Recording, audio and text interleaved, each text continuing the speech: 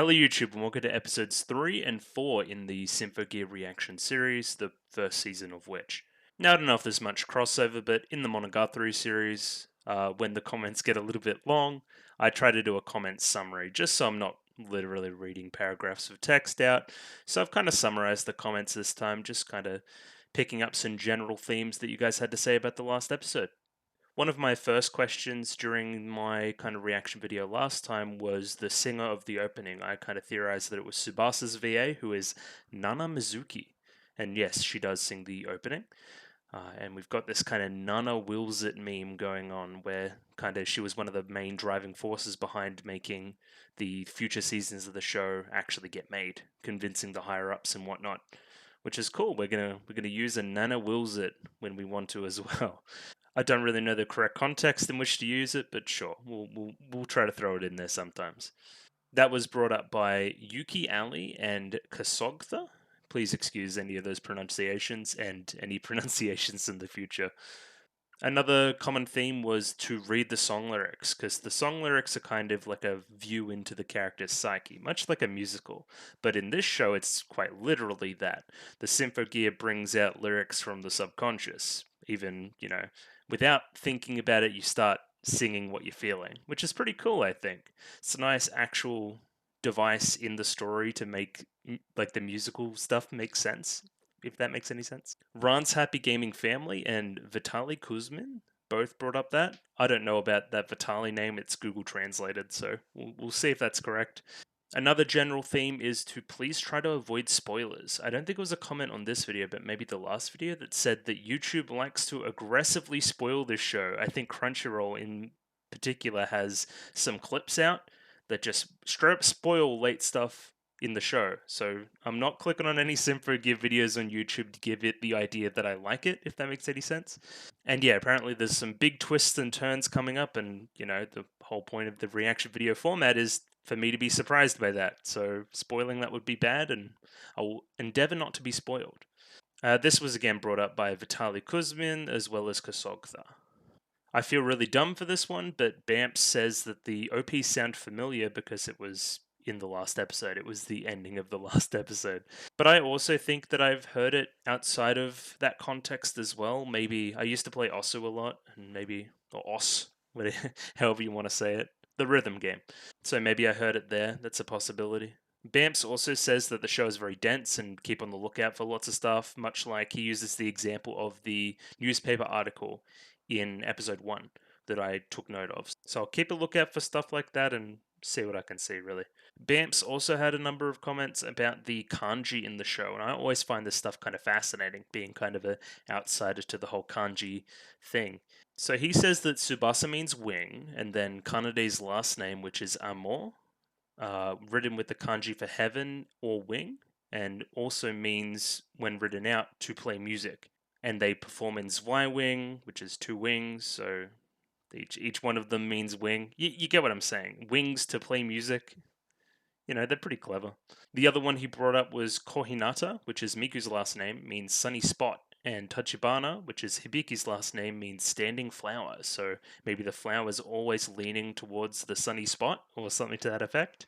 Yeah, I like these interpretations. I think they're actually pretty cool. So a bit of depth there in the names. Maybe it's a little more obvious if you're Japanese, but I found it interesting anyway. So I think the Chaos Gamer and maybe a couple of other people brought up the OVAs. Maybe Rand's Happy Gaming Family as well.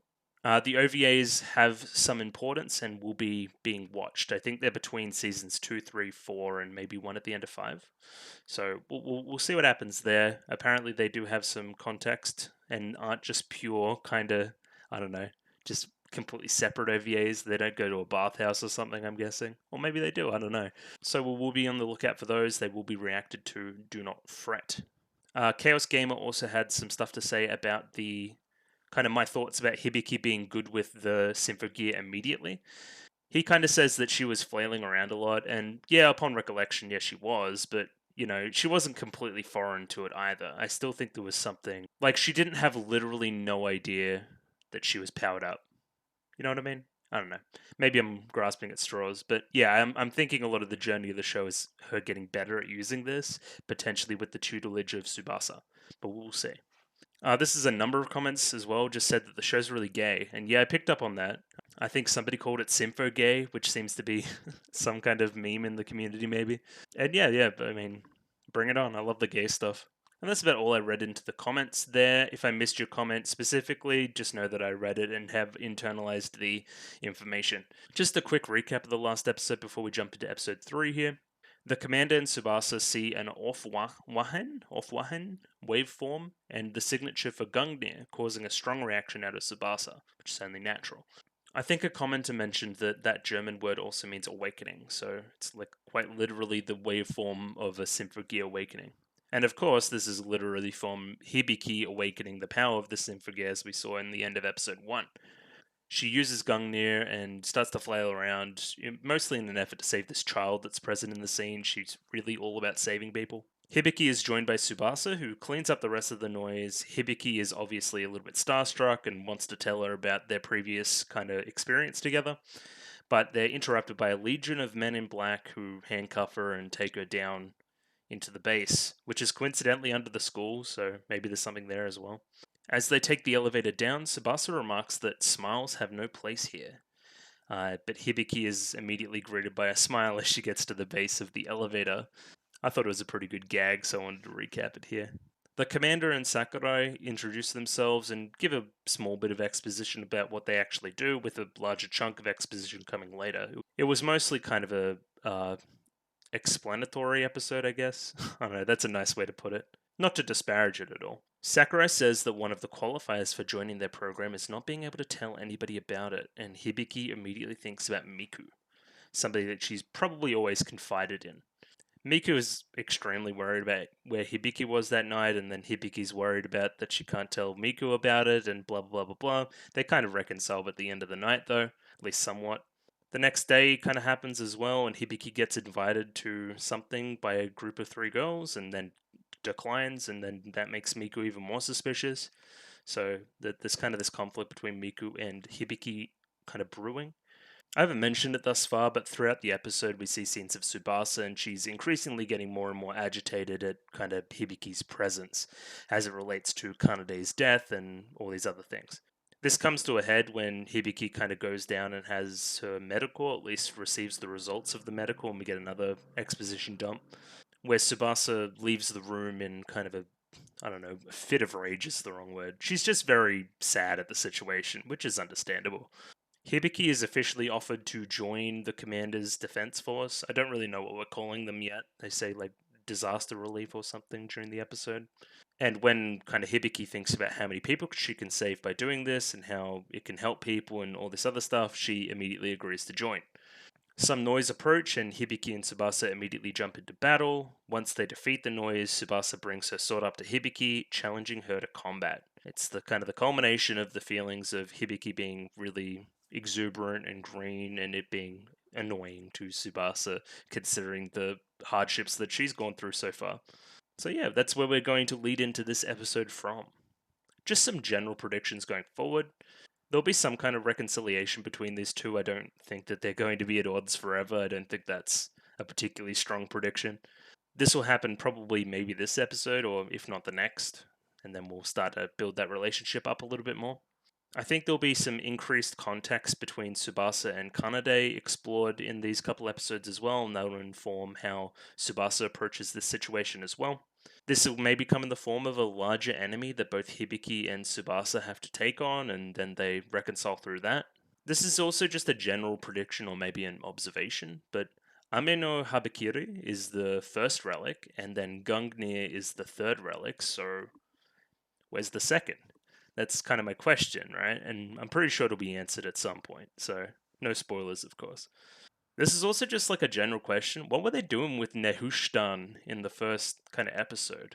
That'll obviously be explained as well, but I can't help but feel it's somewhat nefarious. Anyway, I digress. Just gotta do some shill stuff before I jump into episode 3. If you like the video, consider liking the video. If you like the video and want to see more, consider subscribing to the channel. Comment below anything you thought about the episode, anything I can do to improve my presentation, comment below. And I'm doing follow for follow on Twitter, so follow me on Twitter if you'd like me to follow you back. Rightio, just going to jump into episode 3 of Symphogear. Rightio, got episode 3 up here ready to go. Let me pop that up on screen. 23 minutes and 42 seconds on this episode. I did have one comment talking about I think they're the discotheque subs. So some insight there would be great. For now, I'm just going to keep using D-Truck, but if there's a bit of groundswell around that, then maybe I switch them over. Again, I'm up for any suggestion, really. Either way, no reason to stand on the ceremony. There'll be a picture-in-picture version down in the description, of course, and we're just going to jump right in. Gonna give it a 3, 2, 1. Ready? 3, 2, 1, go. Oh yeah, Symphogear is loud, I remember. The song is sick though. This feels different. Oh my god. She's like a comedy running. So I guess we're not picking up directly where we left off.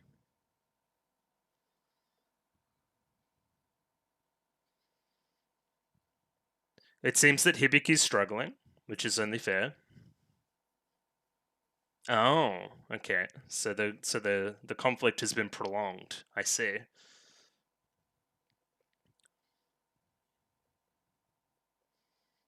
I love a listen to my song. Yeah. So that's a little bit interesting about the conflict. I thought it would be mostly kind of centralized in that one night.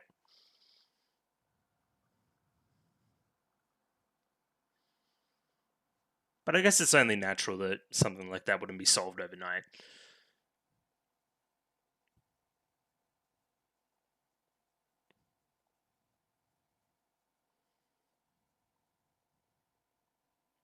There seems to be some different characters that we haven't met yet, so we'll see.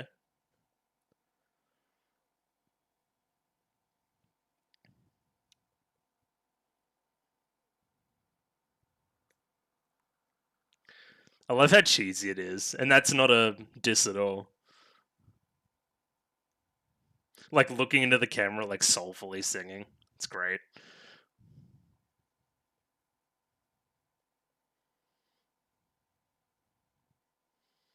I guess I haven't seen two of them like duet, if you know what I mean. Because I think Kanade was mostly singing in the first episode when they fought. I wonder if they get like increased powers if they're like duetting. That'd be interesting. Passing in the night. Gaming? Not quite. Studying. Is she me? Did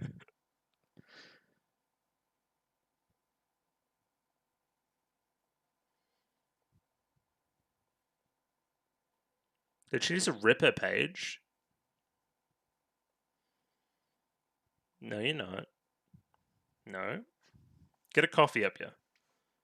I'm sure there's caffeine in that tea.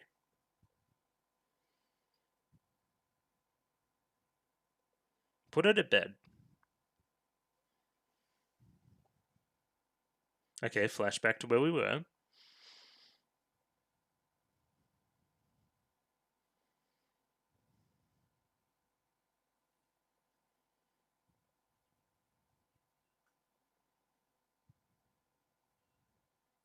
I was about to say Sakurai looked kind of happy about it. Okay, Dad.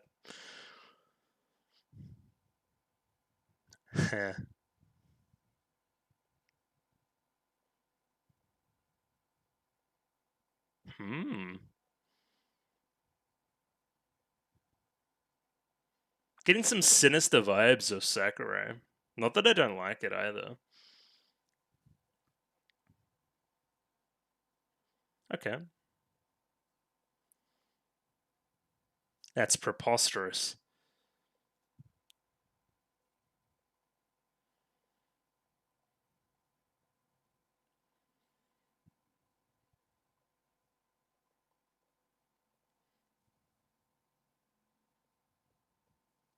The music's going.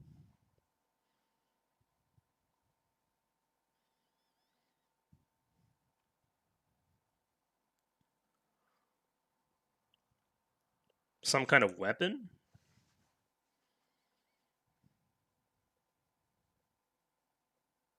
How can I come to terms with something I know nothing about? Gotta help her.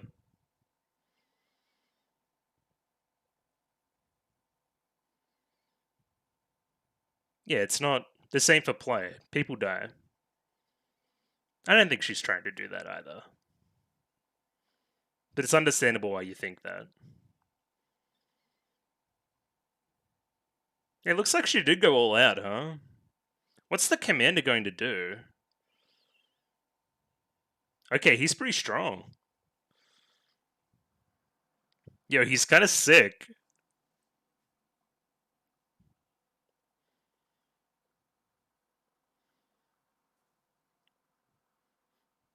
Does he just know martial arts? Oh, she like transformed back. Oh, you ruined my shoes. You scuffed my J's. He loves these movies? Okay.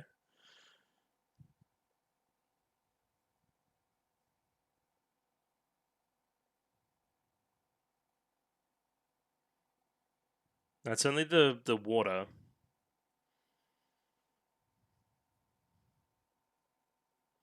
Okay, that isn't healthy.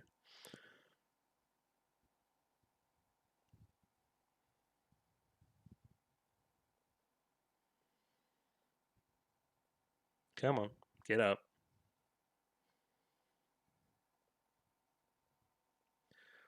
Well, a month passes and you don't get much better.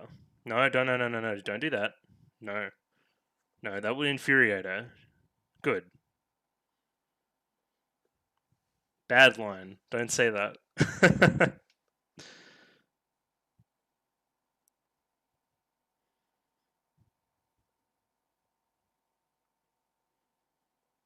Yeah, don't say, I'm gonna try to replace your dead friend when she's obviously not over it. Friend.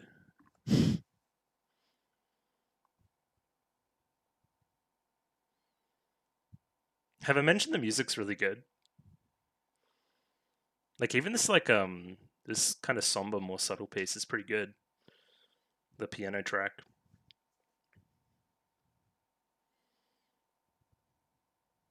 Hmm.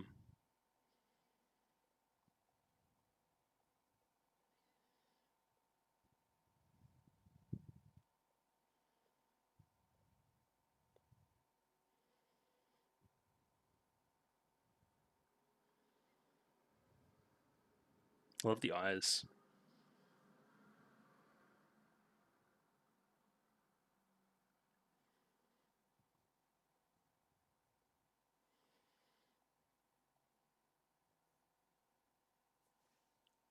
Okay. What are you hungry? What are you hungry for? Okay, strange line, but sure.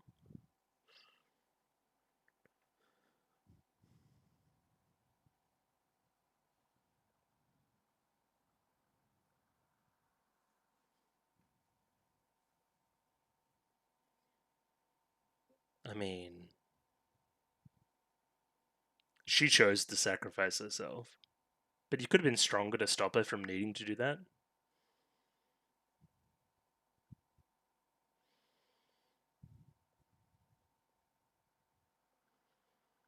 Yeah, you stuffed up.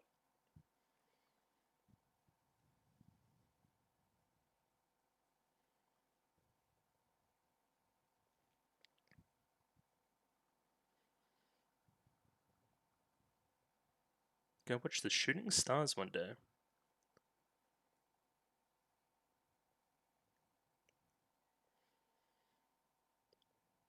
Little pout.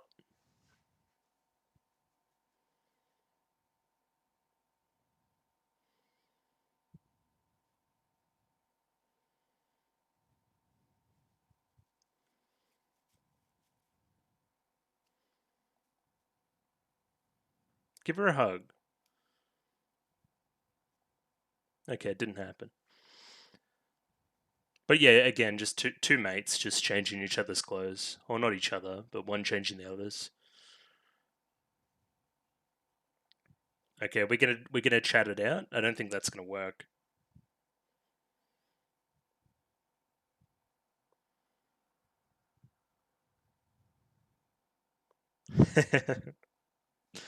Yes, true.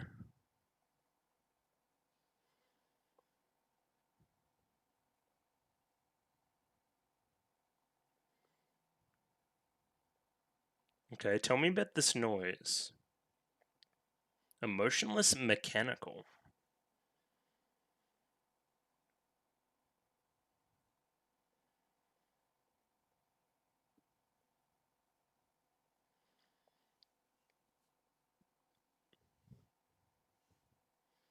Oh, are you? Okay. Maybe I should read that report.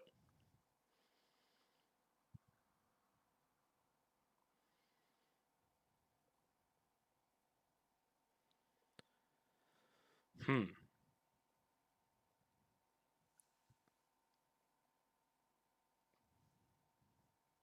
Okay.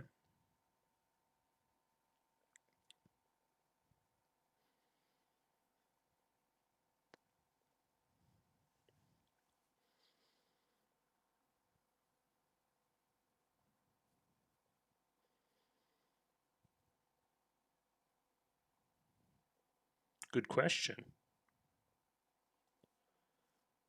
Between all the outbreaks.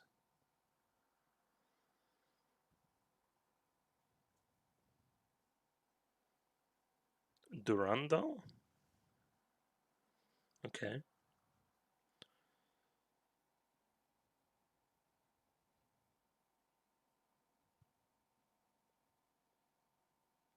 Okay. Durandal?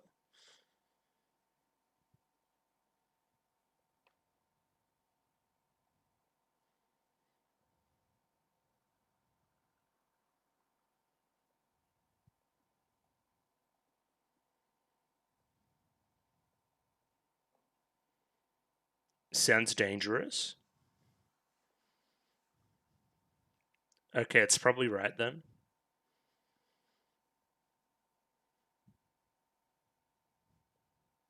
Phonic game.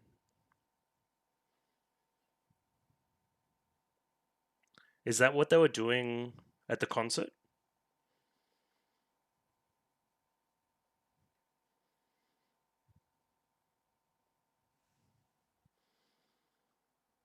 No, not to the US. That's bad.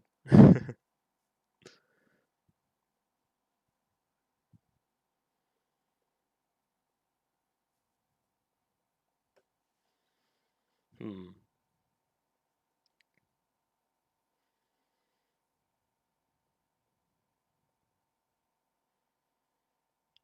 We hate those hackers.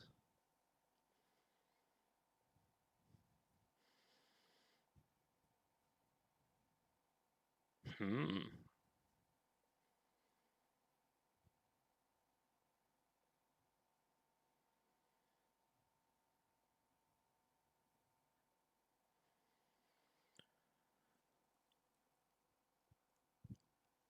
Album? Oh, okay.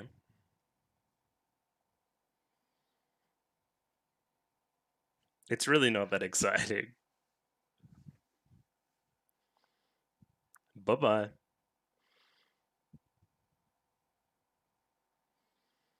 Yeah, probably the relic.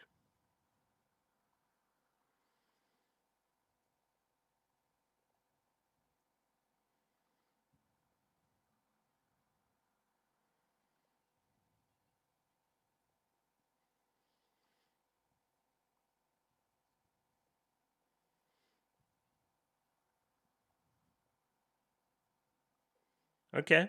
I trust you.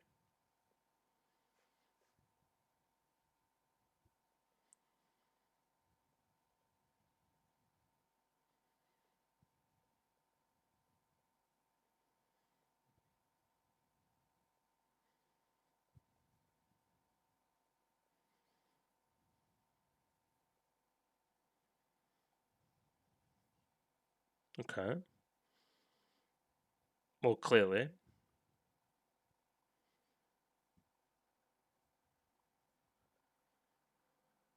You seem pretty emotional for somebody with no emotions. Yeah. Being a bit obtuse.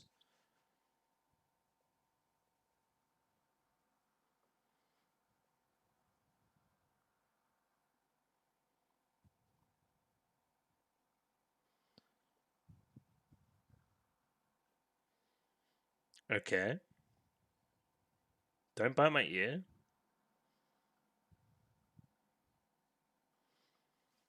Bad. They're like, oh, you.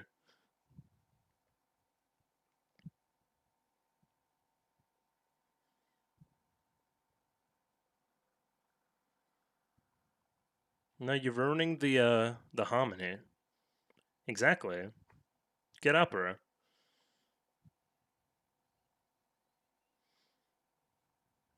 She's writing like crazy fast.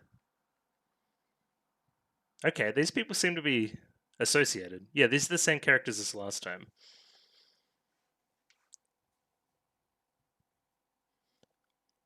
Why is she writing on like paper? This isn't an anime? Well, what am I watching?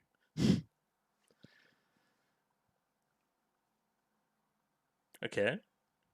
I could do some badminton.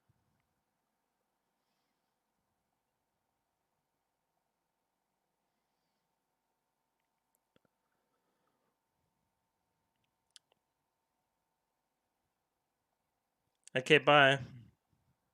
Characters I don't know the names of. Of course Miku stays with Hibiki, it's only natural. Are we now?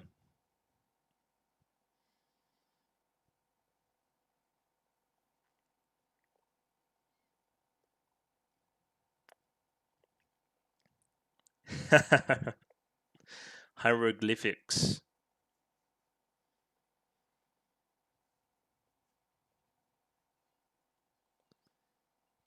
I'm so tired.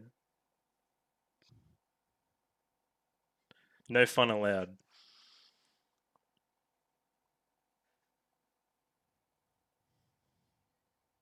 Hmm.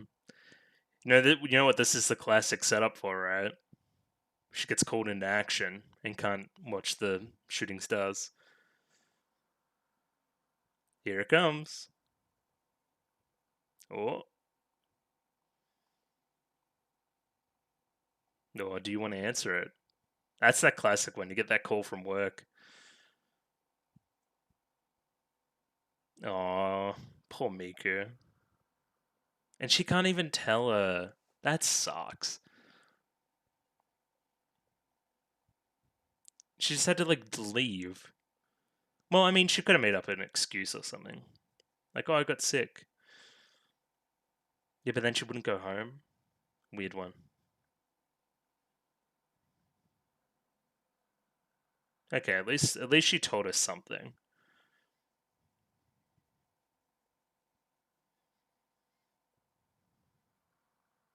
That does suck. Again. I'm sure it's been happening like all month.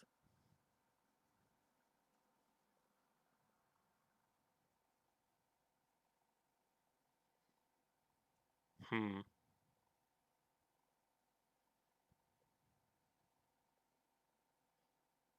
Hello, noise.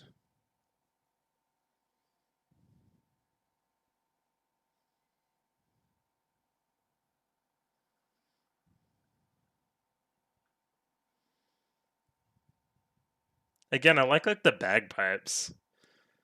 Even if they are bagpipes, I don't know. Sounds like Celtic, you know?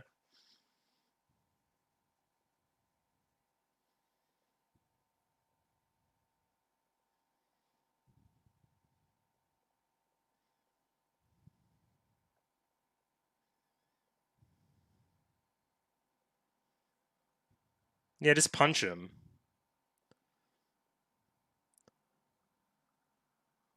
Does she not get a sword yet?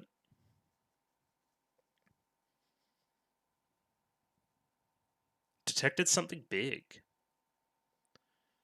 I feel like she's in a reckless kind of mood. Okay, that thing looks evil.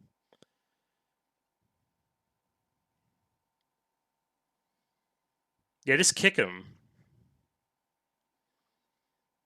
I don't like this ball monster. Explosive ball dude. Okay, bye. I can't believe Hibiki's dead.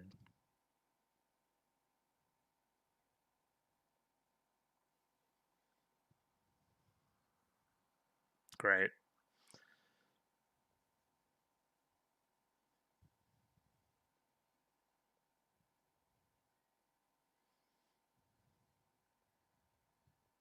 Oh my god, she's going Super Saiyan?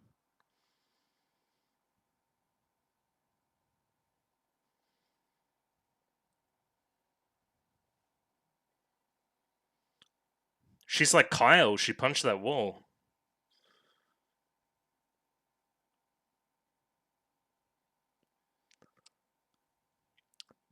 She's got them teeth going again almost.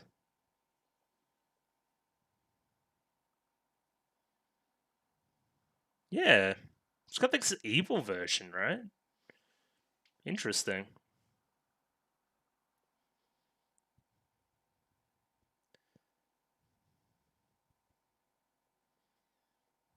I guess she's back slightly. Maybe not an evil version, maybe just like a depiction of when she's like fighting with kind of anger.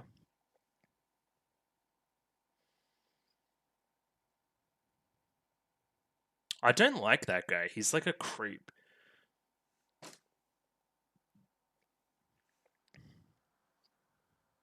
Nope. That's pretty clever though. That she looked like the shooting star.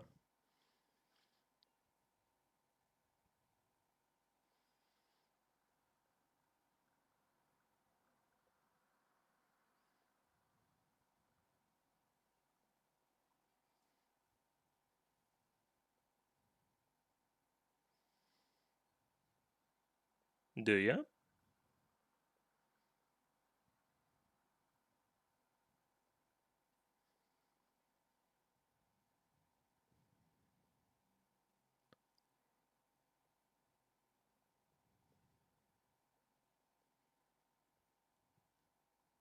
Hello?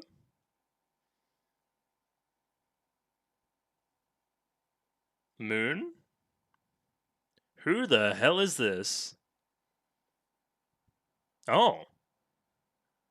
Oh. Well, that's a reveal. Okay. New character.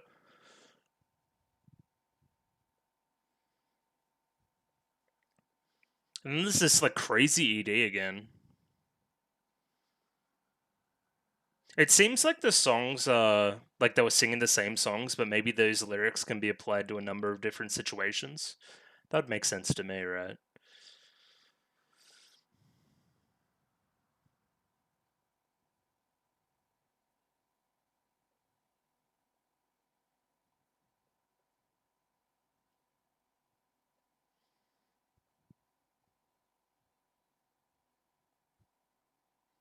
Okay, so what did we learn? I don't know. Simultaneously, not a lot and a lot. Kind of the crux of the episode is building around this Miku Hibiki conflict, kind of building upon the secret identity thing they have going on.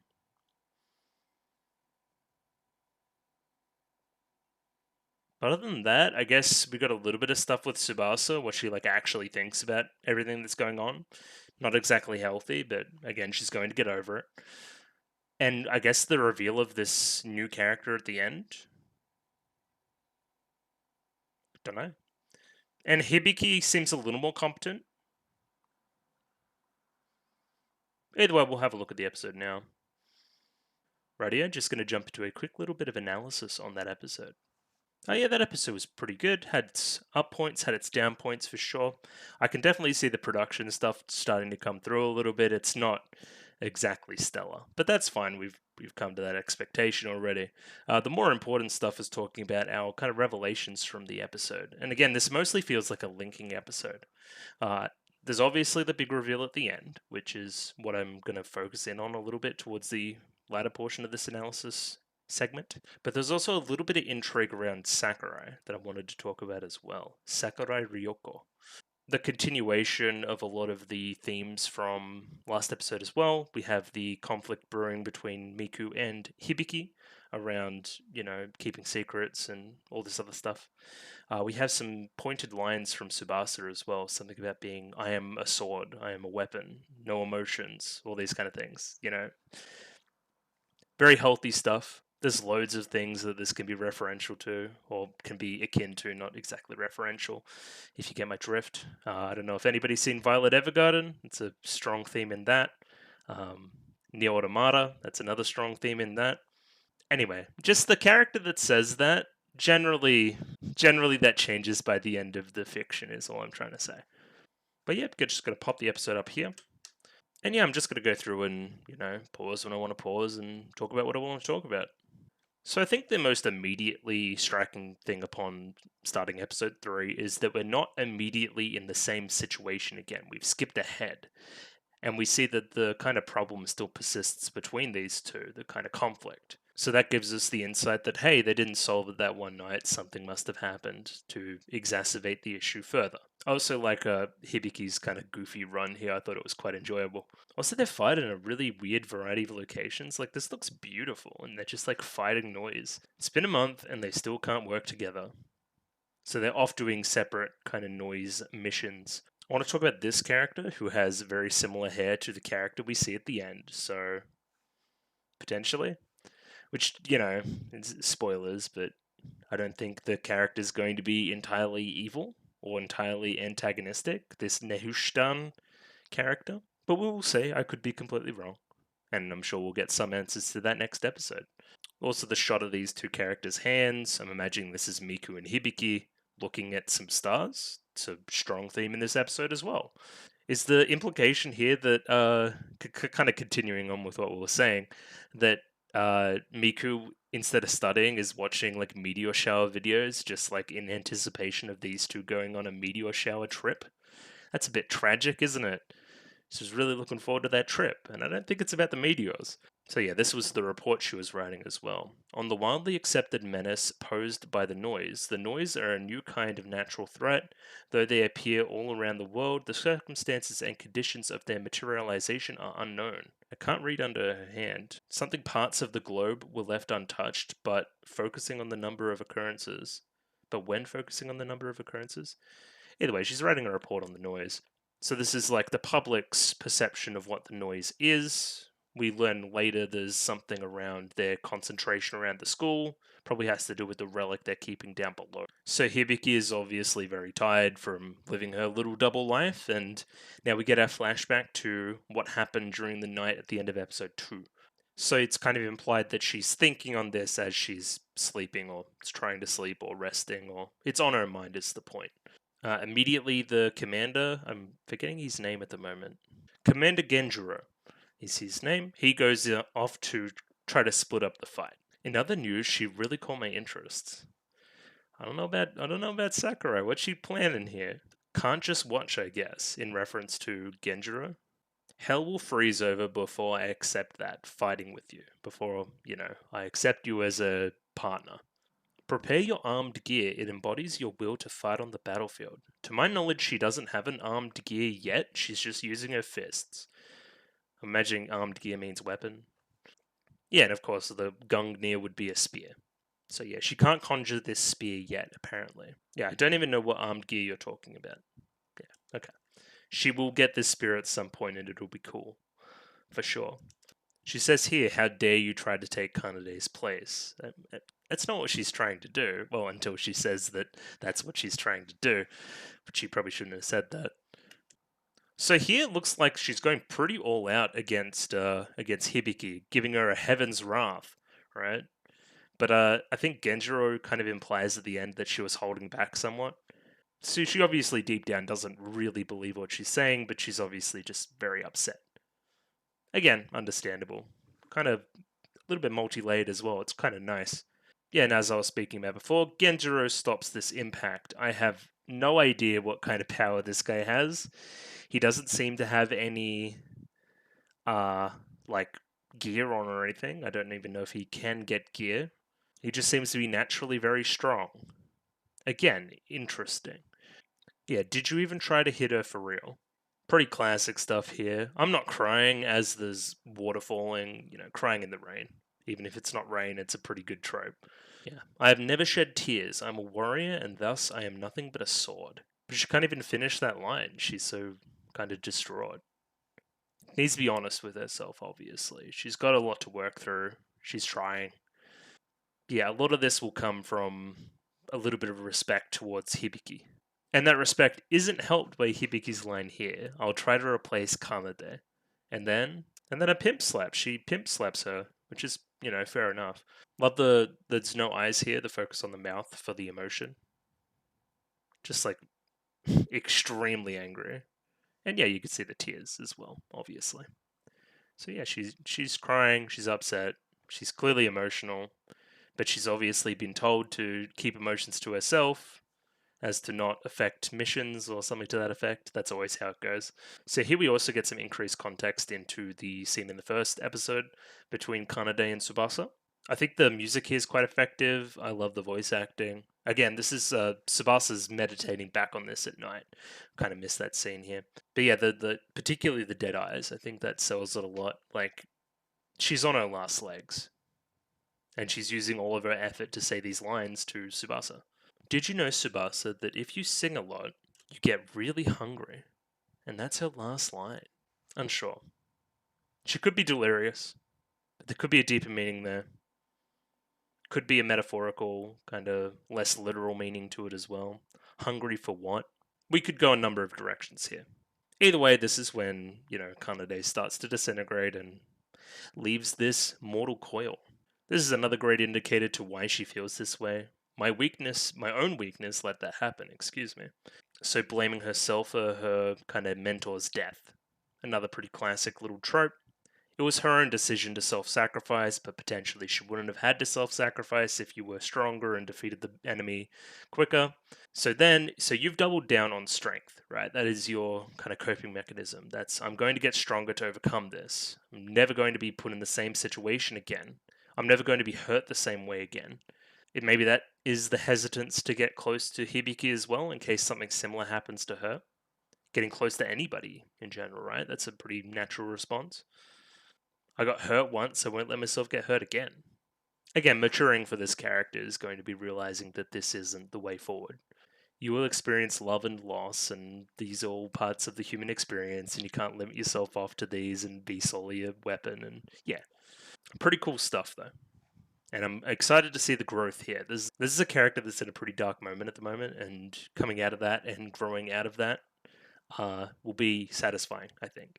So yeah, I missed this during the reaction. She has a scheduled meeting at the branch, and that's why the alarms are weird. That's why she's questioning the alarms, and that's why Hibiki's really cagey about it. Yeah, okay, makes sense.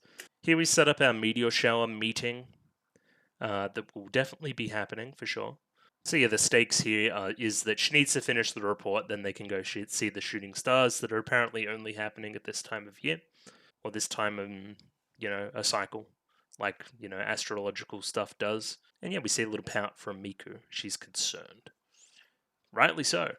So concerned that she tries to, change her shirt, which again, just good friends, of course. Hibiki drops some lore about the noise here. They're just, we don't know where they came from. I think they say 13 years ago. Emotionless, mechanical, and only go after humans. Yeah, the noise were first recognized by the UN about 13 years ago, but there's theories that they have maintained themselves throughout history, kind of embodying all these different mythical creatures from historical kind of lore.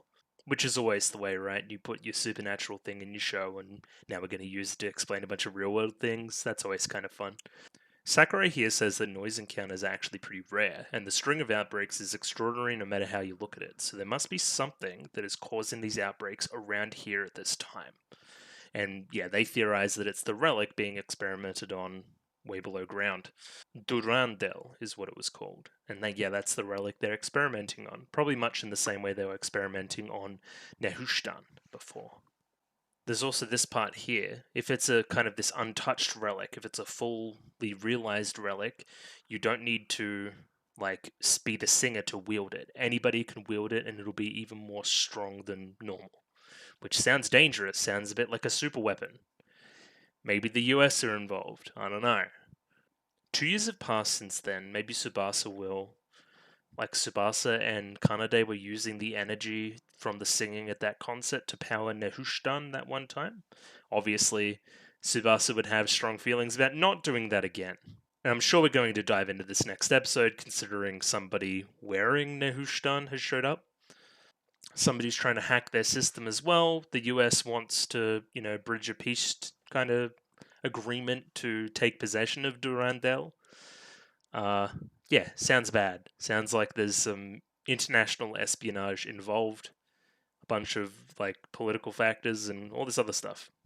I didn't think this show was getting that broad. That it's weird, right? Because upon recollection, that line in episode 2 that seemed random about Tsubasa spreading her music into England um, now seems more relevant. It lets us, the audience, know that kind of the international realm or places outside of Japan exist in this world and are going to be players. You could see it as a little bit of foreshadowing. It at least set up the expectation that other countries exist, which isn't always the case in anime. I'd hate to think somebody is sending the noise against us intentionally. Because she said this, I think this is the case, of course. I don't know, maybe I'm jumping to shadows. She just doesn't look entirely all there. The English record company kind of subplot is coming up again here. She doesn't want to join this record company because she is focused on being a sword. I only sing to fight, I don't sing for financial gain to, enrapture the masses and all this other stuff. It's merely because it's my job. Very interesting. Again, we'll see how this changes over the course of the show. Are you upset? Swords have no such emotion. That in itself is an emotion. And yeah, you look pretty upset. You could try all you want, but it's not fooling me. Here she says, "Why don't we world peace?" And I'm like, yeah, I mean, I agree, but easier said than done. I'm pretty sure mankind is cursed. And then she bites her ear. 1, bad touch, don't do it. 2, you're being sus. These kind of friend characters come back here as well, as Hibiki tries to chicken scratch her way through the rest of the report, which is due this afternoon. Again, I have definitely been here. It's not a good place to be. And having friends around often exacerbates the situation. They just make you really mad. So just got to get it done, get the report done. Either way, the friends kind of go off to do badminton on the roof, but Miku stays with Hibiki. You're so lucky to have her. Yeah, I mean, I agree. She's a she's a very good friend. We're going to go see the shooting stars together tonight, of course, after I finish this report. Of course I'll be there. So Hibiki hands in a report, slightly late, but she gets an exception, and they celebrate. Miku's like, "Wait here, I'm gonna go get the bags." And then she hears her phone go off, and it rings, and it rings, and it rings, and we just get this long, drawn-out shot of Hibiki as she kind of realizes what she's gonna have to do. And yeah, this is kind of tragic, right? They build up this shooting star thing, and they build it up, and then yeah, she can't do it. Her kind of job gets in the way. Yeah, it's a pretty good setup for a scene, I think, right? It's kind of heartbreaking. You really feel Miku's pain here. And then, of course, this kind of pain leads into this scene where she starts to rip these noise apart. She's quite obviously a little more competent at fighting here. Obviously not on Tsubasa's level at all, but she's not flailing around. She's at least throwing punches. That's always a good start. Here, the commander says not to be reckless, and then, of course, she proceeds to go and be reckless. She isn't punished for it here yet, though. So maybe that recklessness will come a little bit more next episode when we presumably fight whoever showed up. Because this is obviously a setup, right? It's like, don't be reckless, and then she be's reckless, and then something bad happens, essentially. Maybe Tsubasa has to save her again, and then it deepens the conflict even more. Either way, she goes like demon mode. Like here, this really like shaded face with the red eyes and the sharp teeth. She's fighting this particular noise that seems to drop these bombs and that kind of thing, so a bit of a unique design for an enemy. They're not all going to be these generic, there's the blobs and then there's the taller ones. So you're going to have your unique enemy designs, which is cool. Kind of creeped me out, the design, honestly. It reminded me a lot of something. I can't quite think of it. Something by Trigger. I don't know what it is. Also, just a little comment on the songs that they're singing. They seem to be the same song, but of course the lyrics seem broad enough that you can apply it to a number of different situations. I think that's kind of what they're going for here. Obviously not needing to make as much music for the characters for every fight scene. It just makes sense. This is where the kind of the one noise escapes and kind of climbs out of the hole, and then she thinks she sees a shooting star. However, that shooting star is kind of Tsubasa activating Amino Habakiri and attacking the kind of runaway noise and dispatching it. Is there something in her seeing a shooting star here, or thinking that she sees a shooting star as it relates to her relationship with Tsubasa going forward, potentially, but not much I can read into at the moment. What can we say about a shooting star as a metaphor? Shines brightly, but eventually goes away. That as well. Either way, both of our characters meet at the top of the hole, having, the enemies killed, but they hear somebody call out. And yeah, we see whoever the hell this is emerge from the darkness. I don't know. It's the Nehushtan armor, and that's all we really know. And she's got the same hair as that one character in the opening. So I'm imagining she's going to stick around. Again, characters that hide their eyes, generally evil, or are going to be antagonistic for now. The armor's pretty cool. I'm not sure about the production on the old chest area, but again, it is what it is. And yeah, we're just going to jump into episode 4 now. No real expectation about what's going to happen next. I guess they're going to fight whoever this is, but last time I thought that there was going to be a fight, we skipped a month ahead, so we'll see. Alright, catch you in a second. Rightio, got episode 4 up here ready to go. Let me pop that up on screen. 23 minutes and 45 seconds on this video. I'll unmute it, which is a good idea as well. And yeah, we're just going to jump right in. Rightio. 3, 2, 1, go. Okay, 5 years ago. The girl they brought with them acted like a wounded animal.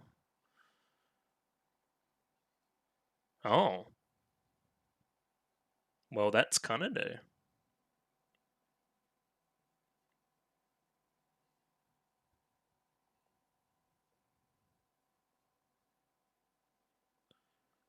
Huh.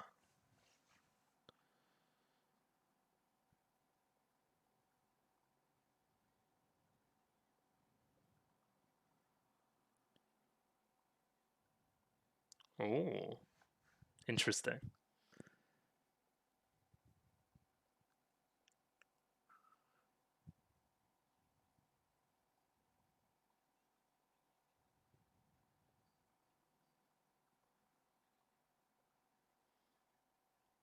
Oh my god.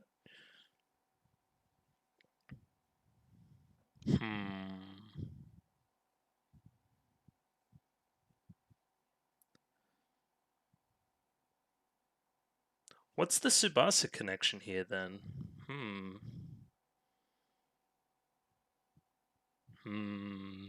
This is all very interesting, isn't it? I didn't expect a scene like this.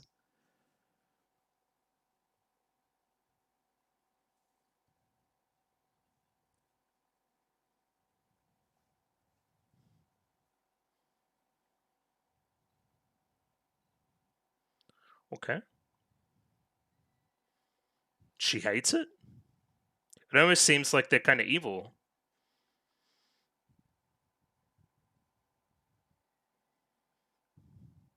Oh my god.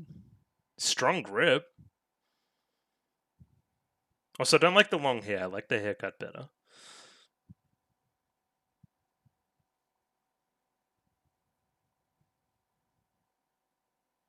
No, it's not. It's almost really annoying for somebody like Tsubasa now that it was so easy for somebody like Hibiki.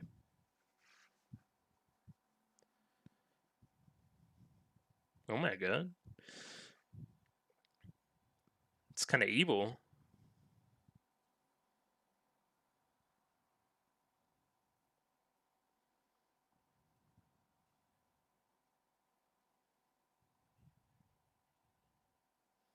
I'll reiterate, this seems bad.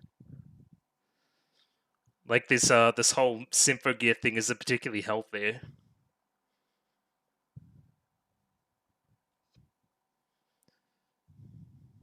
And I'll reiterate again. I wasn't expecting a scene like this soon. Huh.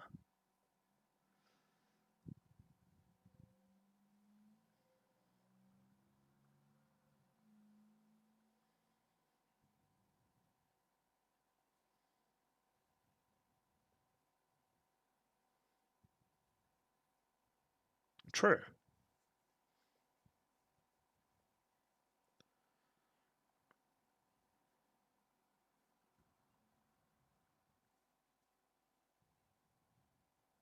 So yours was accidental.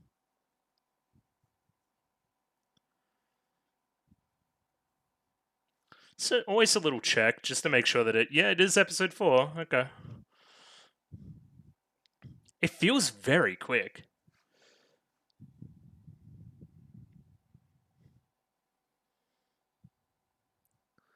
Last Meteor. The city that they depict right now doesn't seem nearly as futuristic as the one we see before. Doesn't make sense. It looks more futuristic in the past. Oh, well, that's nice. Softening up a little bit.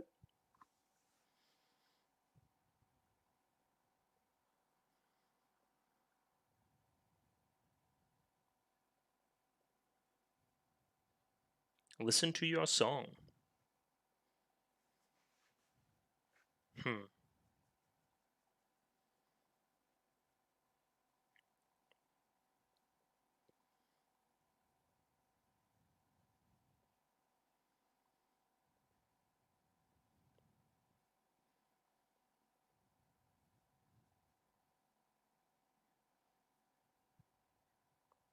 Okay. Shedding tears. Oh my god. Yeah. Okay, so this is surprising to even you. Do whatever it takes to take that armor. Was it stolen?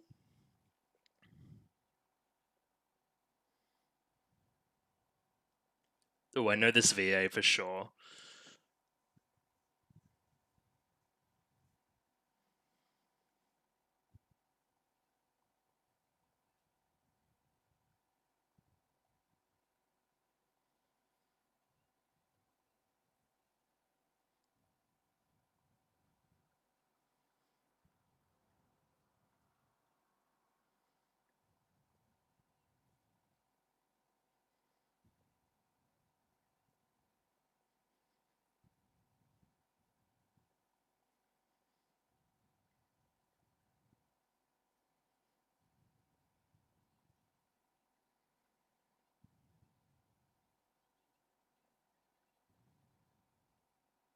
Oh.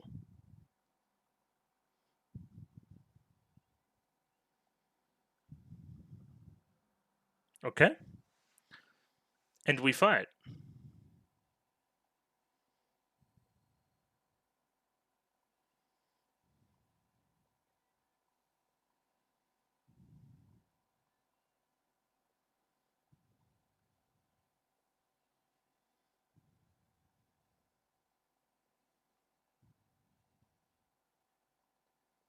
Okay, seems pretty strong. Oh yeah, it is a unbroken relic, huh? Okay, it's not just a piece. It's got like whips going on.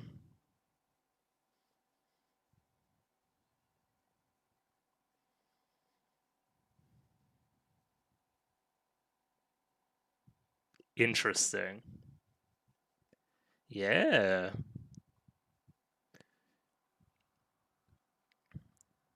There's like kind of crazy designs too. Okay. Compromising position.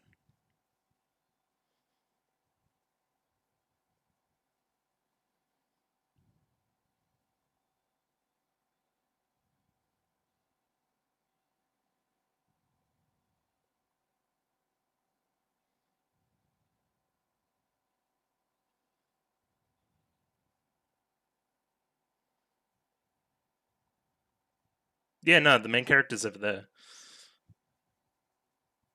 Huh. Okay. Abduct.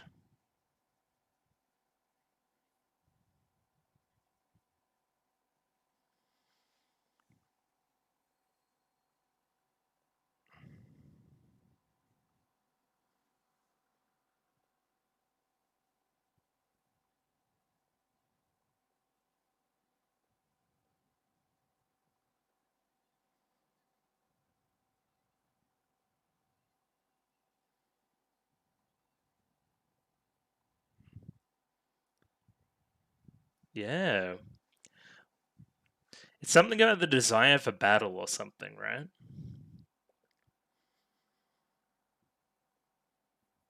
Yeah, obviously.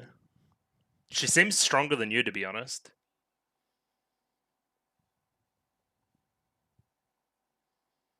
The summoning noise thing is very interesting, isn't it?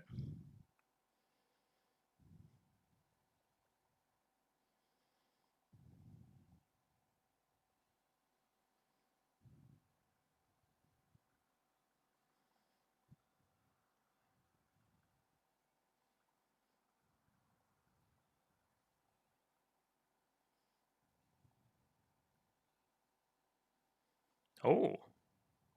What, I don't know what that said, but seems cool. Seems like a black hole or something.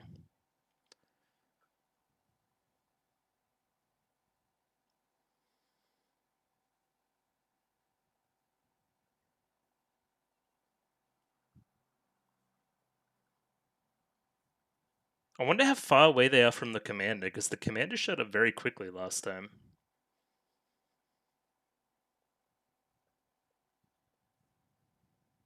She's powering up?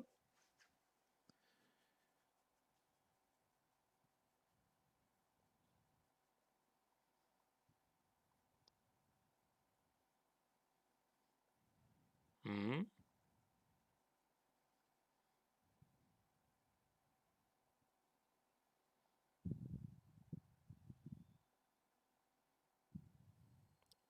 Shadow weaving. Oh, it's like another anime that is airing at the moment that I will not say because it's a spoiler for said show. Superb song? Isn't that the sacrifice?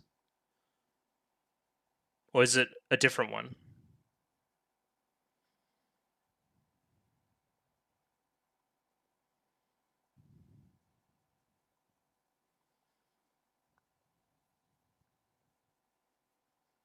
Hmm.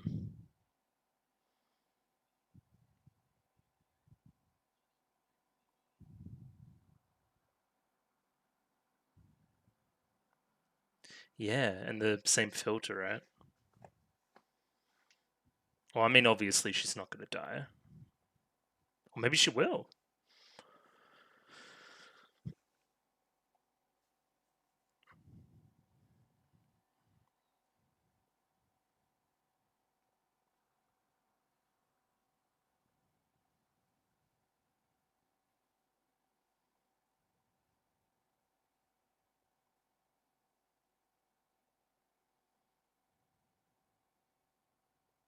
Hmm.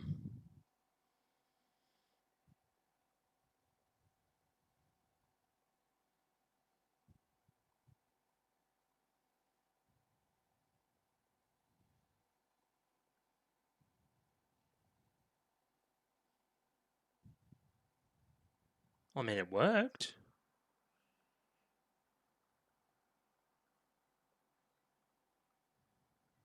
That doesn't seem good either. Okay, bye. How's Subasa feeling about that? She doing okay? That's funny. She fell over.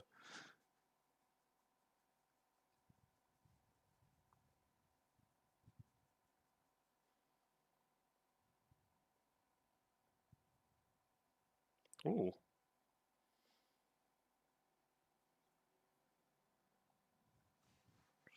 Still doing this whole sword thing. Okay, she didn't die.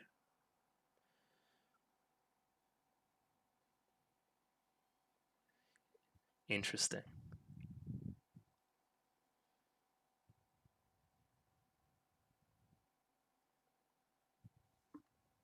Okay.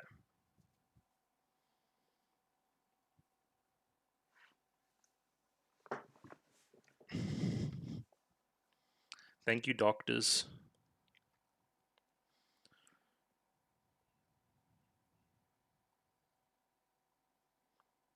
So she almost ends her own life. Only because there was somebody really present to give her medical attention immediately. Yeah. Somebody should have told Tsubasa that back in the day, probably. Maybe she wouldn't listen. Artisto unit? Yeah, I remember.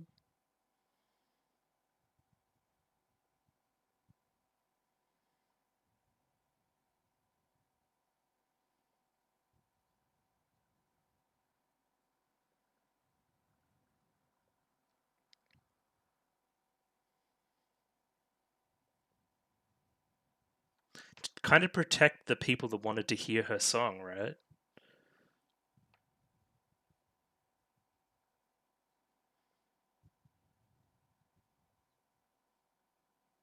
Which is a manifestation of their emotions. Okay, we're building something pretty powerful here, I think. Not specifically you, but you by extension. Or maybe specifically you.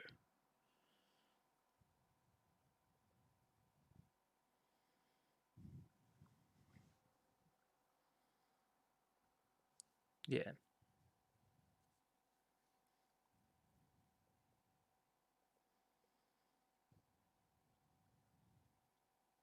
Hmm.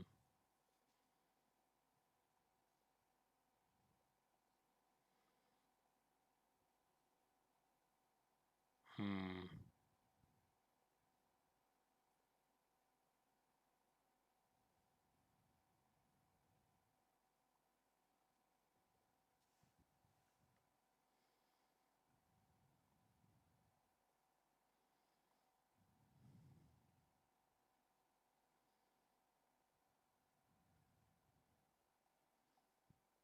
Okay, so now you're starting to understand a little bit. Yeah. So what you said last episode was kind of insulting.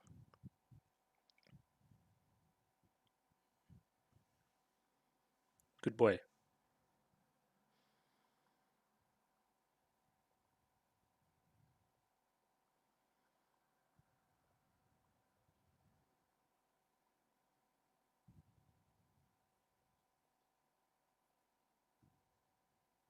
Hmm.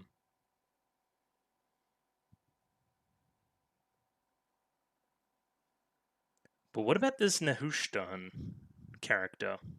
Oh no, we're doing the Tsubasa thing. Okay. Ooh, like a dream sequence. Underwater. But it looked like she was in the sky as well.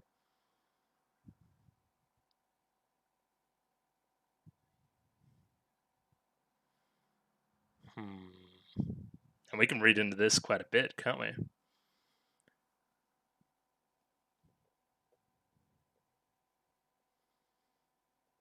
She was kind of fucked up though. Like actually.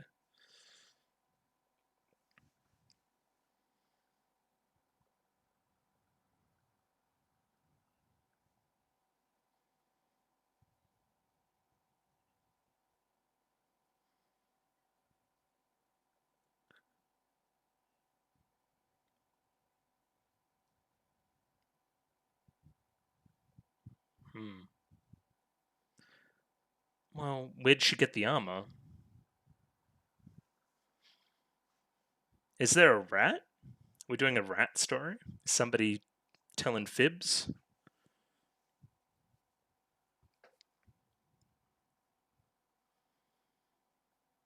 Yeah, but is that strength physical strength? Or is it some other kind of strength? So why won't her weapon appear?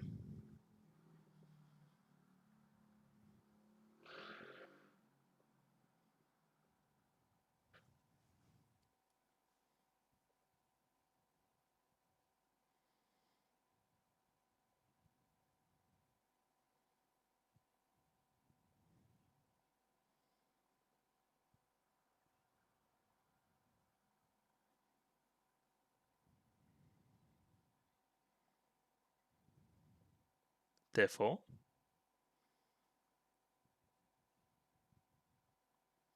wait, who do you want to protect? Is it Miku?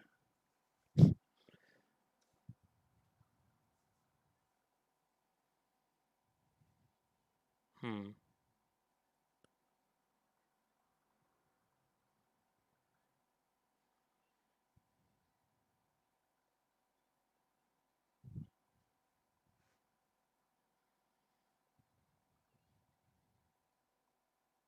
She sees through it.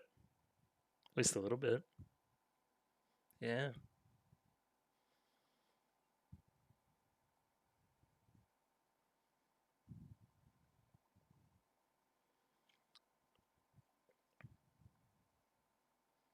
Hmm.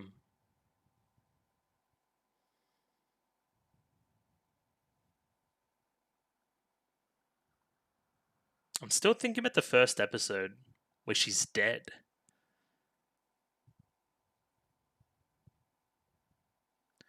Remain true to yourself. Is that these heroic feelings?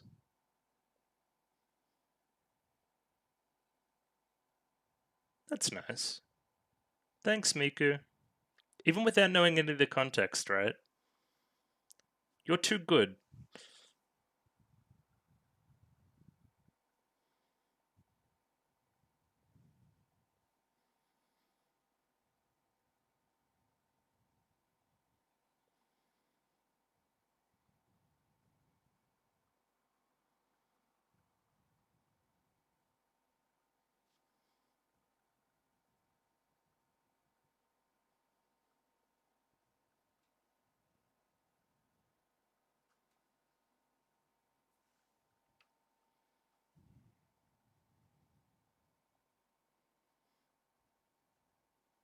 That's good.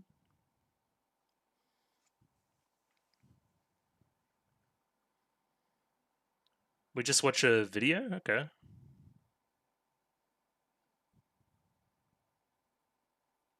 But it's a meteor shower. It should light up the sky.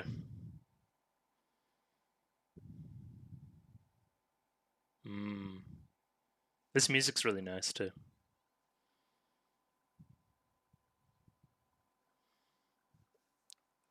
I just feel like you're not going to be able to see it.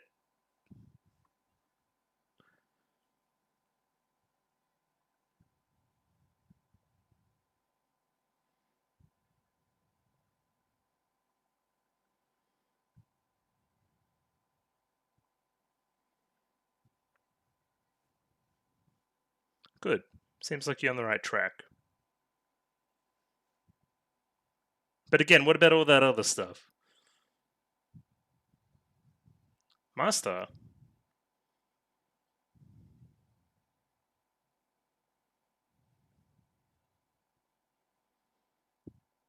I mean, he's pretty good at it.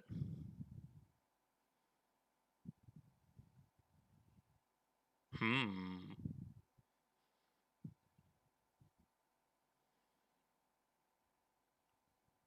Yeah, you seem really into movies, which is an interesting quirk. Oh yeah, Bruce Lee. That's pretty fun. Gotta love a training montage during the credits.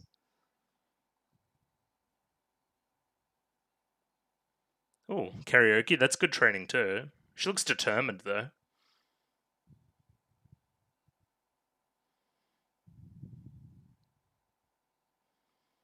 Oh yeah, this song too.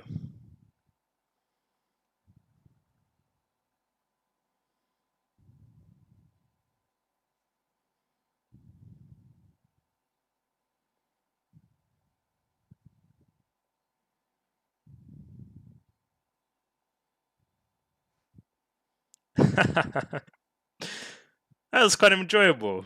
I like that little montage at the end. That was cool. Oh, it keeps going. Yeah, it's just black. Yeah, a little bit. Not sure that tracks. Hmm.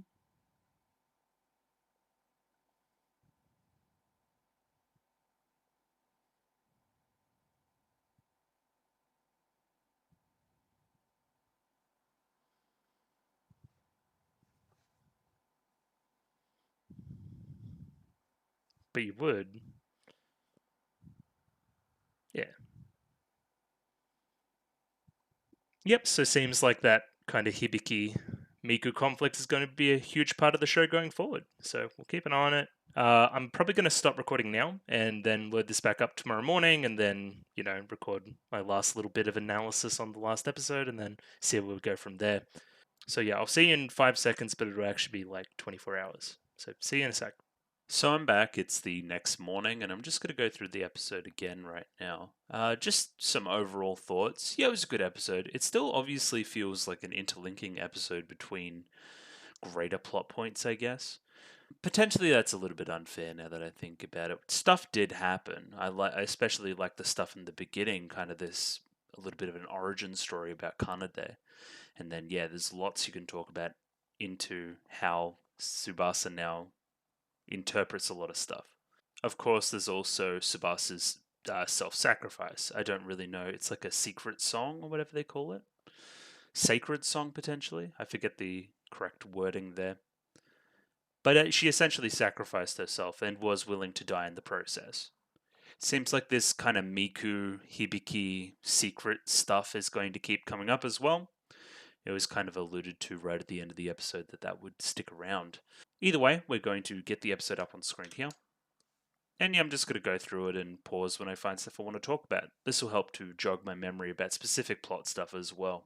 So, the very first frame I can pause on, 5 years ago, the girl they brought with them acted like a wounded animal. So, yeah, we're flashing back, and who are we flashing back to? We're flashing back to a bit of a Kanade kind of backstory, I guess. We've got young Tsubasa there as well, and younger Commander Genjiro, the sole survivor of a noise attack on the relic excavation team. And this is combined with the knowledge that we now have that noise can be generated by somebody else. They're not completely natural and random. So now we can definitely kind of tick off the theory that the noise are chasing after relics, or maybe if not chasing after relics, are attracted by relics, because there was a noise attack on a relic excavation team. There's lots of noise attacks around the school where they're playing around with that other relic, Durandel. So yeah, interesting stuff. Potentially a malicious third party involved. Her family had probably brought her to the excavation site, and then this was the day the disaster struck, obviously. Probably killing her parents and sending her into a bit of a mad rage. Let me slaughter them all, give me a weapon. Like, this is obviously not meant to be healthy, right? And then you you can relate this to what Tsubasa's doing at the moment, and then yeah. Well, maybe Tsubasa isn't as violent about it, but she is still so nonplussed about combat and about killing other things and all this other stuff, which is never a good mindset. Then Genjiro kind of comes back. You want to kill them, even if it will plunge you into the depths of hell. And of course she agrees, because she's in that mindset at the moment, but Genjiro knows what she'll have to go through. Also, I'm wondering about Tsubasa's involvement here. I think there's a line later that kind of alludes to some stuff, so we'll talk about it there. But yeah, she was there before Kanade, if that makes any sense. In my kind of what I thought happened was that Kanade was there for longer and took Tsubasa in under her wing. So it's a little bit interesting that it's the other way around. So we see a lot of kind of, I don't know, medical tubes and syringes and that kind of thing going into Kanade at the moment. And yeah, this is implied to be bad. What is happening to her is bad. So that's another indicator. There's been a number of indicators that this whole Symphogear thing isn't exactly great for all those involved. Kind of what happened to, I'm thinking what happened to Hibiki when she transformed as well. They're never in a good way, put it that way. And then I liked this here from Genjiro as well. So kind of clenches his fist watching Kanade in pain to the point where like blood starts seeping out, which is kind of nuts. That kind of grip strength is pretty mad. So Genjiro, obviously, he doesn't want this to happen, but he needs the result of what happens, I think. Right? He doesn't feel like this step of the process is very good and hates it, but ultimately what happens at the very end is what's needed from it. That or he's just straight up evil and we don't know yet. But I don't know. This would indicate there's some kind of, at least self-preservation, not self-preservation. I don't know, human feelings to it all. He understands the struggle. He doesn't look past it to get to what he needs to do. So initially it doesn't work, she's still not compatible, it's just causing her major pain, really. But then she kind of doubles down. Yeah, she kind of puts another syringe into her arm, and yeah, her compatibility levels are going through the roof. Now, another thing this show loves doing is bleeding from the mouth. Everybody does it, like, all the time.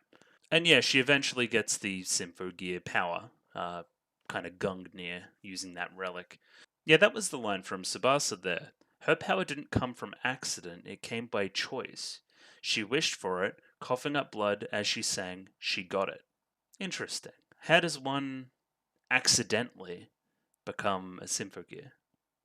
Or get that kind of power? I don't know. I'm sure we'll know by some point, but that's just very curious. So Tsubasa and Kanade are out kind of destroying all the noise. They're doing a great job. But this here is obviously a pretty bad attack. And, they've got the military involved and there's lots of rubble around. And yeah, it was pretty bad. Though we were buried in the rubble, we could still hear your song. Now, this represents a turning point for Kanade, right? This is where her motivations change slightly. Instead of pure revenge, it turns to something else. It's so other people can listen to my song. And she says as such in the next scene. Having people listen to your song is much nicer than I thought. I just want to sing together with you forever. And that's how we began singing together as Zweiwing. So she was the main motivating force there. She wanted more people to hear her music. Again, we can talk about music as a literal view into somebody's consciousness, into their heart, right? She's opening up more. That's important. She wants other people to see what she's really like inside, all these other things. Now, Tsubasa was one half of that group as well, but probably went back to her shell a little bit, became more of a sword after Kanade died.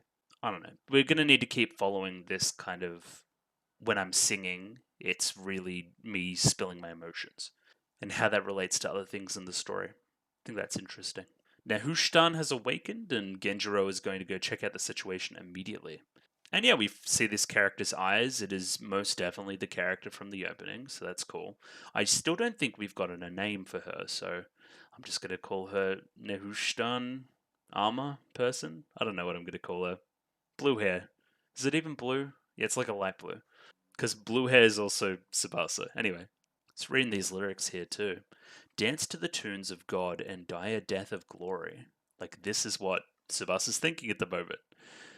No, there's no glory in death, is there? So Tsubasa kind of alludes to it here as well, is that seeing this Nahushtan armor as well, it's another reminder of her failure from 2 years ago. It's a reminder of basically her darkest day.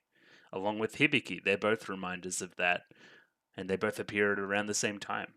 Again, this is probably what gets her in the headspace to start singing that song, the self-sacrifice kind of song. All these kind of similar factors to that day. Hibiki tries to talk Tsubasa out of fighting, but they both turn and snap to her. This is a battlefield, what's wrong with you? This is pretty good.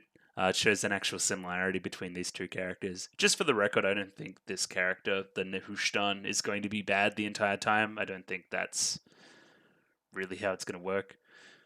Maybe a bit of an anti-hero character, maybe a party off to the side that will impact the story in a positive and negative way on occasions.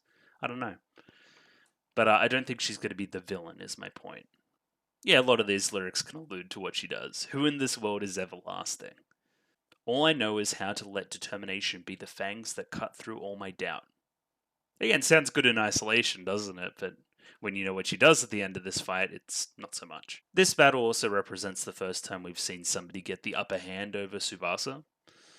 Well, I guess other than the first battle, but that was kind of different. Like, this person is by all means stronger than Tsubasa, and this is because this is a full relic. It's not a piece of a relic, it's complete. And because of that, it can be wielded by anybody, not just the Symphogear. Hence why she isn't singing, I imagine. So it's just being worn by somebody. Interesting. At least I think that's the implication. Yeah, unbroken relic is the wording they use. So, the design of these things is a bit weird, but it is an important plot point, I feel. She can summon noise? Okay. Can anybody summon noise? Is it anybody that has control of an unbroken relic? Can they summon noise? Is that potentially what's happening in our situation at the moment around the school? Maybe. Is that have to do with the implied rat that's around? Potentially. I don't know. Either way, these things all goo up Hibiki and she gets kind of trapped for a while. She can't really help with the battle. You seem to think you're the main character. My goal was to abduct her from the beginning. Okay. What do you want with Hibiki? Is it to do with Gungnir? Yeah, it's curious. What do they want with Hibiki? And it's only because of Tsubasa's kind of sacrifice that she isn't taken. Huh. I don't know, who does this character work for? They say our goal was. Who is we? This is where Hibiki tries to generate her armed gear. I forget Tsubasa's exact wording, but it was like you need a will for battle or something like that to generate your kind of weapon. And no matter how much she tries, she can't generate her armed gear. So this is something that needs to come later after a different revelation. She still doesn't have the desire to fight. I will say, to the show's credit, this fight's actually pretty awesome. Really dynamic, fast moving, lots of different parts, an interesting weapon by our antagonist, along with kind of this third party in the noise that is interrupting the two as well. Yeah, pretty dynamic stuff, flows pretty well, doesn't overstay its welcome, just, yeah, pretty solid fight. And this is where it starts. Part of me is shamed that I survived last time. Last time implied to be 2 years ago at the concert. But that will be dust on the wind. I will cleanse the stain from my name as a sword that, showed some, I guess, dishonor by not dying. I will reclaim Nehushtan, and this is important because it's a symbol of kind of the loss that she had 2 years ago again, right? So I'm going to do what I should have done 2 years ago, following my mentor, and sacrifice myself, right? I'm going to use this to take back what kind of Kanade fought so hard to protect. Again, we say it earlier again. It's unhealthy. It's this. It's that. It's blah blah blah blah. But it's nonetheless compelling. I think it's pretty good. This is actually built up pretty well. There's a bit of layers to this. So yeah, in the moment, this didn't really make much sense to me. It felt kind of out of nowhere. But now, upon review, yeah, I think this is what they mean by the show goes very fast. Also, I don't really know what this is. She's stabbed in the shadow and can't move. So I don't know what the go is there. Shadow weaving, is that I would imagine that's an ability. Okay. Superb song, that's the wording. So yeah, she goes along and sings. And Hibiki knows what that means, and Hibiki hates that. I think we should talk about it. It's essentially watching somebody close to you commit suicide. That's what they're doing. I mean, it's better implications because it's not simply, it's a self-sacrifice again. I'm going to give up my life for potentially the life of Hibiki and the life of those around me, but also because I don't value my own life very much. But again, tragic for anybody that's remotely close to Tsubasa, right? She valued her life that little that she would do this. Where with Kanade, I think it's slightly different, where it was from a place of like real protection. She didn't want to give up her life the same way she did, but, loved other people and them hearing her song that much that she was willing to do so. So a little bit of a different implication here. And we'll get some growth out of this, of course, because Tsubasa survives. We get a small reminder that Genjiro is on the way before we see this pink filter, the similar one to episode 1, cover the screen. It looks especially low res in some spots, like here, which is a little bit funny. I wonder if it's purposeful. And yeah, she gets right up in her face, and a little bit of blood rolls out of the mouth.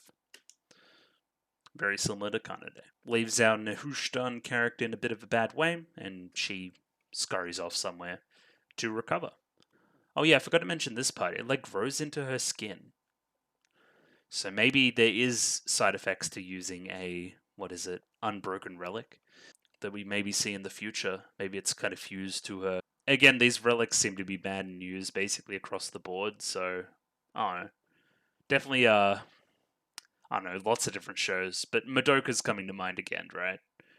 It's like, well, you can have this power, but it's, got a pretty bad downside. So instead of just bleeding from the mouth, bleeding from the eyes, bleeding from everywhere, this song has fucked her up, essentially. And even in this moment, even basically on her deathbed, I am a sword, I will not break here. Kind of Hibiki lets out this blood-curdling scream for Tsubasa as well. She'd never really thought that she could do something like this, is kind of what I'm thinking here. It's just very terrible. I can see why Hibiki feels strongly about it. But yeah, with great difficulty, we saved her life. She's on the operating table. I think she's all bandaged up all over her head later on, so we'll see where that goes. Maybe there's some permanent damage involved. Ogawa-san visits Hibiki here when they were kind of waiting in the hospital waiting room, I guess. Explains it's not your fault that she had to do this. Because then Hibiki internalizes, right? I wasn't strong enough. I couldn't protect myself. She had to give up her life for me. It's, a bit of a cycle. It's the wrong thing to take out of what a self-sacrifice means. And Ogawa kind of explains the plot. So when Kanade left, Tsubasa tried to make up for it. She fought with savage fury, right? That's how that was her kind of escape mechanism. She lived as a mindless sword with no heed for love or games. She was very serious, and we saw that manifested through episodes 2 and 3. She sang fully expecting to die from it, but that's just her way of life. And this is where Hibiki picks up a lot of the stuff that Tsubasa would have been feeling. It must have hurt to hear me want to fight with her. How could I ever replace Kanade? She thinks back to her line where she said, I'll replace Kanade. Well, no, you can't do that. And then that's what the slap was about. And it's all hitting her now. She was being kind of a dick. And good guy Ogawa here. I don't believe you could or should replace Kanade. I don't believe so. No one believes so. I only have one thing to ask of you. Don't hate Tsubasa. And then she says, I won't. Don't let her be alone in the world. Okay, so there's somewhat of a promise there that Hibiki will attempt to make things better, which is nice.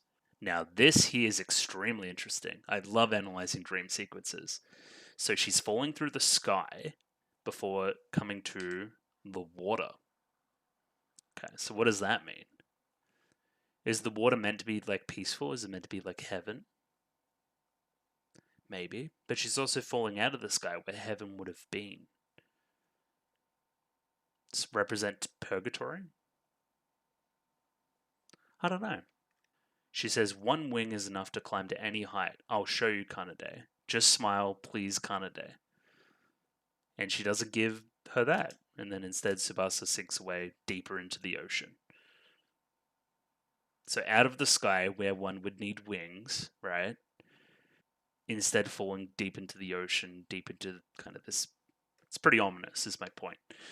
So deep down in her subconscious, she knows that Kanade wouldn't approve of her actions. Her actions being, one, the self-sacrifice, and two, her kind of, disassociation with Hibiki.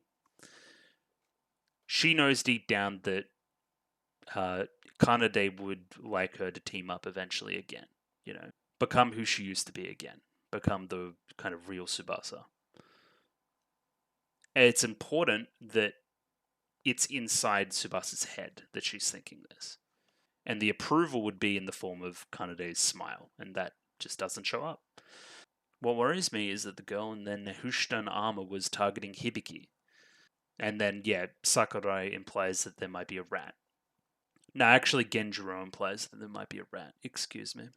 Hibiki's doing a bit of the Tsubasa thing where she's blaming herself for a lot of this. She's in intensive care because I was uselessly weak. So we got to see a stopping point for this, right? We have Miku to at least ground Hibiki, which is nice. And she seems to be going about it the right way, with actual training and all these other things instead of... think about it like... So this can be related to Kanade as well. Kanade went, I'll do whatever it takes. And then something very negative happened to her. She kind of got this power. And it's implied to be, she was, vomiting blood and all this other stuff. It's implied to be pretty bad. So Hibiki seems to be going about this a better way. We get a nice fun training montage at the end. But yeah, I think Miku's important here for Hibiki in this regard. That was a flashback, that scene we just saw before, and then we flash forward to Hibiki's back at school and kind of self-isolating herself. She's still thinking about it a lot, obviously. And Miku picks up on this. Yeah, they kind of see through each other's secrets in a way, which is nice. Shows their close connection. Hibiki says she can't talk about it, and Miku respects this, kind of backs off a little bit. But she just says, whatever you decide to do, be sure to remain true to yourself. So you don't have to change, you don't have to become like Tsubasa, where you change completely into kind of an emotionless weapon. Just keep on going being yourself. Great advice. Thanks, Miku. We love Miku. Miku's the best. That's really perked kind of Hibiki up. She really appreciates Miku. It's nice. Anyway, Miku shows Hibiki the video she took of the meteor shower, but of course, because it was at night, it's completely black. Now, I don't think this is how the night sky works. Most cameras would adjust and you'd be able to see something, but I digress. It's meant to be funny. Let's make sure we both see the kind of shooting stars next time. Let's make this promise for real. I get a feeling this isn't going to happen either. So again, upon review, the episode is kind of about looking at why Kanade fights, why Tsubasa fights, and why Hibiki fights, right? And this is the important line, and still be myself, right? Where the other two, Kanade and Tsubasa, have changed completely during kind of their time as Symphogears. So Kanade had the want to become stronger to avenge her family. Tsubasa had the want to become stronger to avenge kind of Kanade, as well as just the general situation was pretty bad. And Hibiki now wants to become stronger to protect Miku and other people, as well as kind of the general populace. But here's the important line, still be myself. I'm still going to be Hibiki through all of this. Now, if this gets tested and Miku gets put under some amount of, I don't know, threat, we'll see how this changes. I don't know. I think that'll be interesting. And yeah, we get our kind of Rocky style montage right here at the end during the credits. Genjiro is going to train Hibiki, but his methods are tough, and they're going to watch some action movies in the process. And yeah, it's going to be quite awesome. I found this a nice kind of comedic switch up for the episode, which on the whole was pretty dark. You know, just a bit of levity to it all. It goes a long way. Yeah, like this is just great. I love everything that's on screen right now. I'm also trying to read these lyrics. They seem pretty general right now. Maybe they'll make more sense later.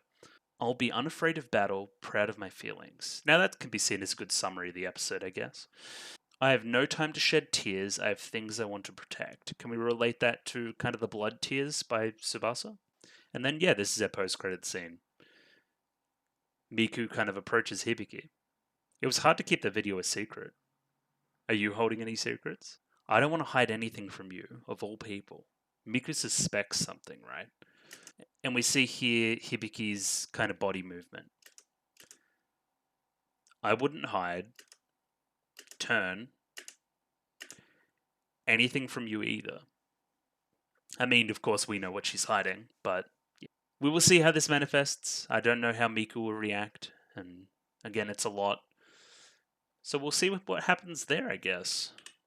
Upon recollection, that episode's pretty good. I love the way it's set up. Kind of Kanade, then Tsubasa, then Hibiki. All these different approaches. I think it's pretty well written. That, along with a pretty good action scene, yeah, good episode of Symphogear. And yeah, probably more plot revealy than I gave it credit for. We have a number of different threads we can follow now. Like, what is this Nehushtan person? What group do they work for? Is this involved with the noise outbreaks around the kind of library school area? We will see. Those are kind of our threads going forward. Either way, thank you very much for watching this week, and I guess I'll catch you guys next week for more Symphogear. I'm going to try to do 2 episodes again, but we'll see how we go. Just going to do my shill stuff. If you like the video, consider liking the video. If you like the video and want to see more, consider subscribing to the channel. Comment below anything you thought about the episode, anything I can do to improve my presentation, comment below. And I'm doing follow for follow on Twitter, so follow me on Twitter if you'd like me to follow you back. Righty, thank you very much for watching Symphogear this week, and I'll catch you again next week. Righty, catch you later.